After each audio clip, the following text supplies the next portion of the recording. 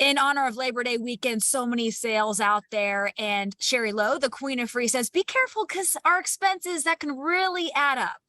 It's tricky. And, there are a lot of bargains out there. There are a lot of sales that are exclusive to this weekend going on. So let's take a minute and pause and really think about things before we make a major purchase. One of your first points, you said, keep emotion out of all this. Yeah, that is so hard because money is emotional. We shop when we are sad, we shop when we are happy, we Hmm. shop, just kind of to fulfill needs sometimes. And so it is tricky to remove all emotion from it, but as much as possible, remove the emotion from purchasing.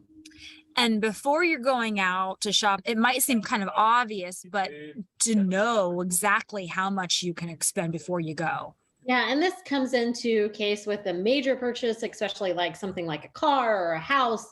Before you hit the lot, before you talk to an agent, you need a good ballpark figure on what you can actually afford month to month. There's all kinds of great online calculators out there that might help guide you, but you really need to begin with your own personal finances and know how much you're making and how much you're spending every month before you'd make a decision like that. Yeah, with the reviews, I think sometimes we're like, oh, take it with a grain of salt. Is it important to read the reviews?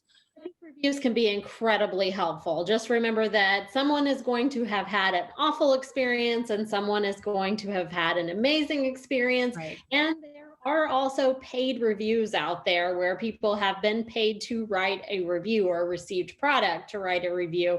I think when you begin to read them, you'll find that out. Some of them disclaim that, number one, but they also may sound very, very similar. So it's a good idea if you're buying furniture, especially, or an appliance.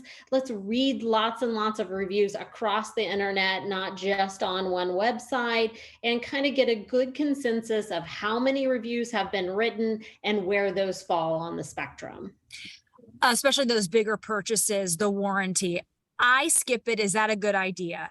I would say yes, skip the warranty and save the money that you might need for a repair. Mhm. It's one of those things that a lot of people don't ever end up cashing in on, or even when there's a problem, they can't even remember where the paperwork is at to help, find. So extended warranties. Now, if it comes with a free warranty as a part of the purchase, that's totally fine. Certainly take advantage of that. But those extended warranties usually don't pan out for most of us.